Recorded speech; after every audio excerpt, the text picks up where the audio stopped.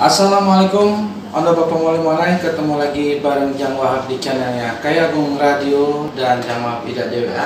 Seperti biasa dikawani oleh Kando Yusrizal, ya, atau Pak Yusrizal ya. Anda Bapak Mualim Wanai, kita bakal memberikan informasi seputar adat dan tradisi yang ada di Kayagung, Kabupaten Ogan Komering Ilir.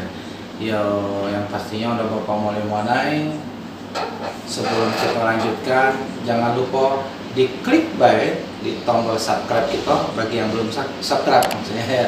Jadi udah Bapak Mualim Wanai supaya terus kita memberikan informasi terbaik untuk udah Bapak Mualim Wanai.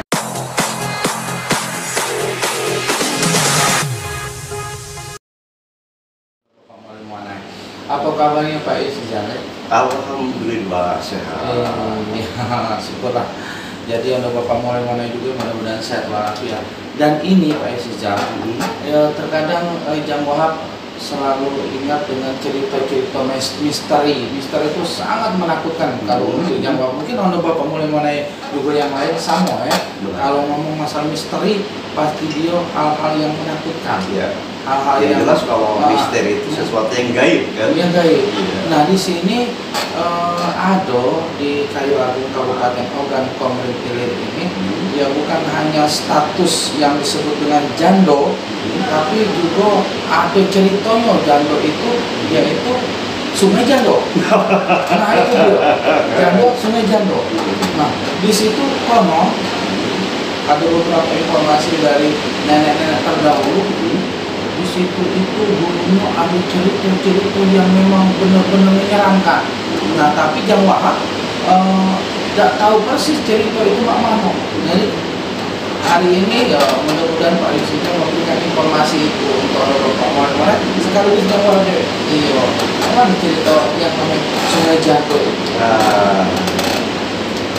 Sungai Jando itu sebenarnya merupakan suatu misteri memang kan, dan dikatakan kisah juga bisa jadi kan.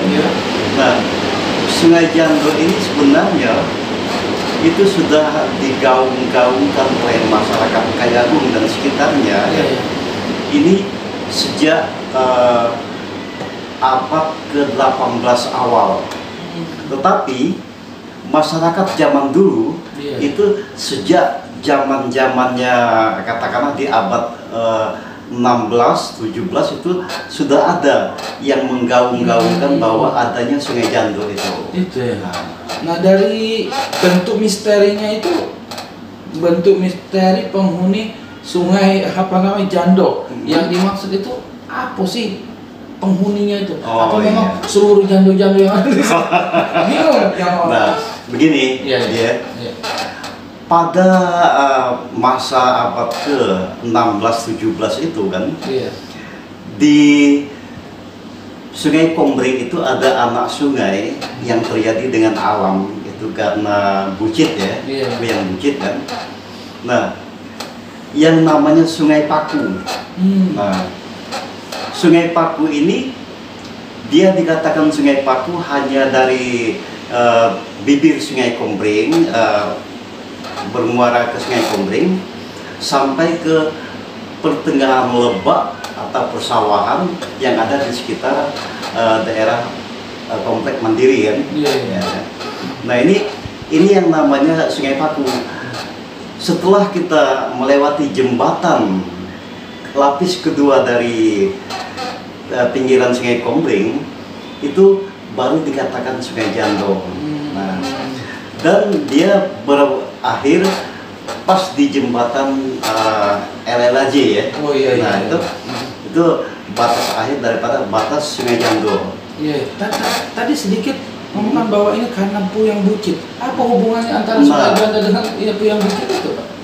Sebenarnya pada kejadian Sungai Jando ini kan di abad ke-17 itu, ini ada kisah bahwa Puyang Bucit ini dikabarkan sudah meninggal.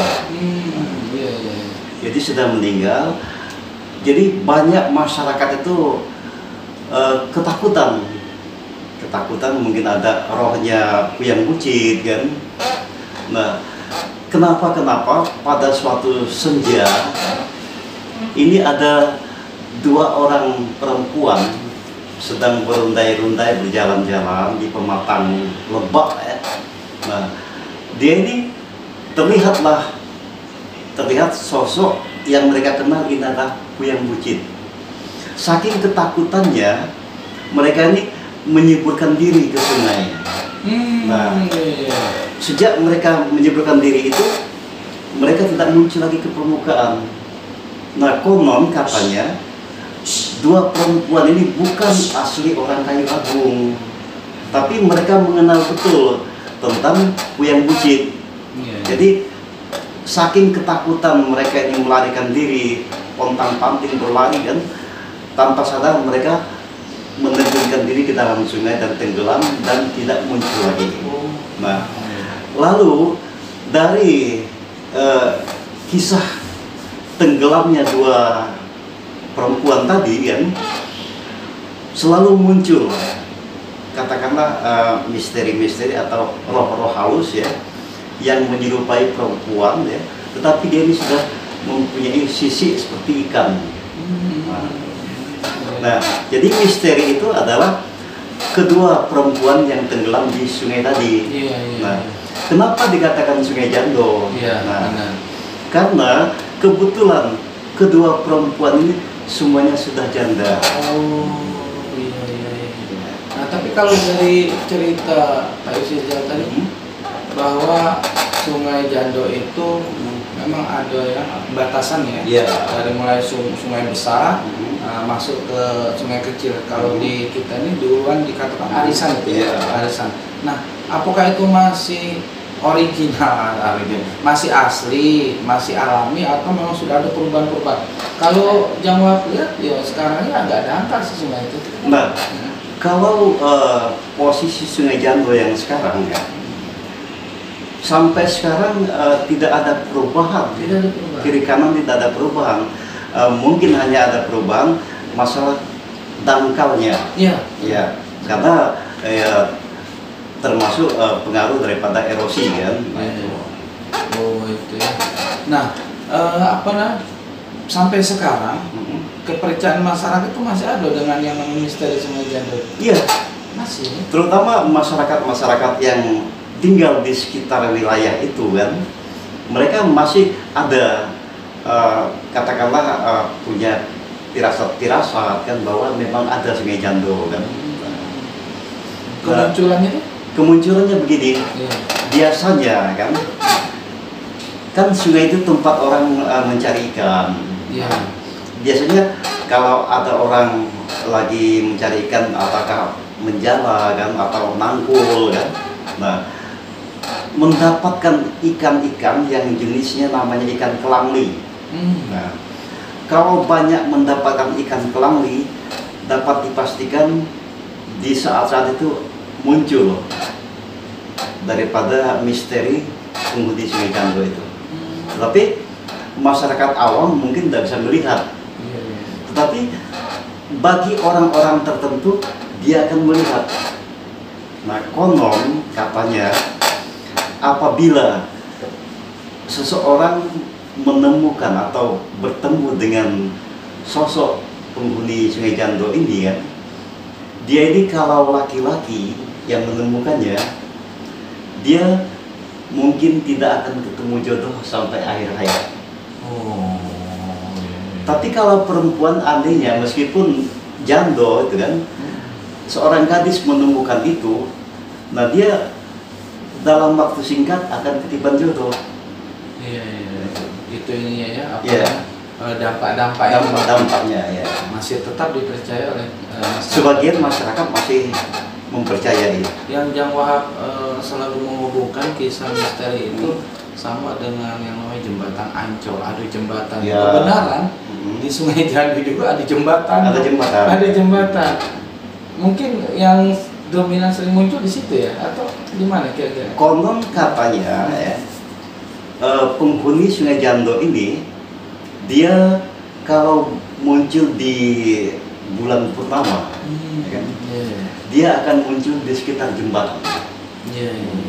Tapi kalau saat-saat iklim mungkin cuaca biasa redup-redup kan, mungkin ada gerimisnya kan, dia tidak pernah muncul di pangkalan, dia di penghujung batas Sungai Jando kan, tapi dia muncul di pertengahan. Apakah dia di posisi lebak-lebak itu kan, atau di pertengahan sungai? Tapi kalau dilihat dari status Jandonya itu, mungkin Jando sudah tua atau masih muda ya? Dia masih muda. Masih muda? Iya. Nah, kedua konon ini menurut cerita dari mulut ke mulut kan, dua orang janda ini masih bersaudara kandung. Oh. Kebetulan mereka tuh masuk ke Kayu Agung kan, bermasyarakat. Mereka nih kegiatan mereka ini adalah berjualan. Misalnya mengambil sayur dijualkan di kampung-kampung. Nah, makanya mereka pada abad-abad itu mengenal baik sosok Puyang Bucit. Karena Puyang Bucit itu termasuk seorang puyang yang cukup populer kan. Ayo Bapak mana uniknya ada cerita-cerita yang ada di Kayu Agung Kabupaten Ogan Komering Ilir. Ya, sebelum kita tutup mungkin ada informasi penting untuk Bapak mana.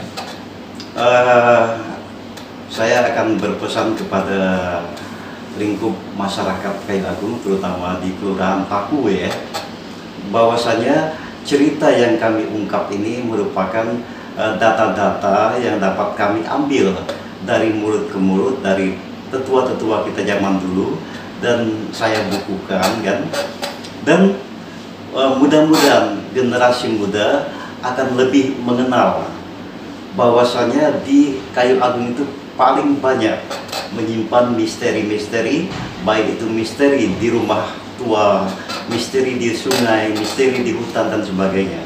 Mudah-mudahan ini akan menjadi bahan kajian daripada adik-adik remaja, terutama kalangan pelajar. Baik, itu baik Bapak mulai mana cerita demi cerita yang sudah kita dengarkan, yang mudah-mudahan ke depan banyak lagi cerita-cerita sebagai informasi untuk Bapak mulai mana. Kita cukupkan dulu bincang-bincang kita tentang masalah misteri Sungai Jando. Terima kasih. Assalamualaikum warahmatullahi wabarakatuh. 90,4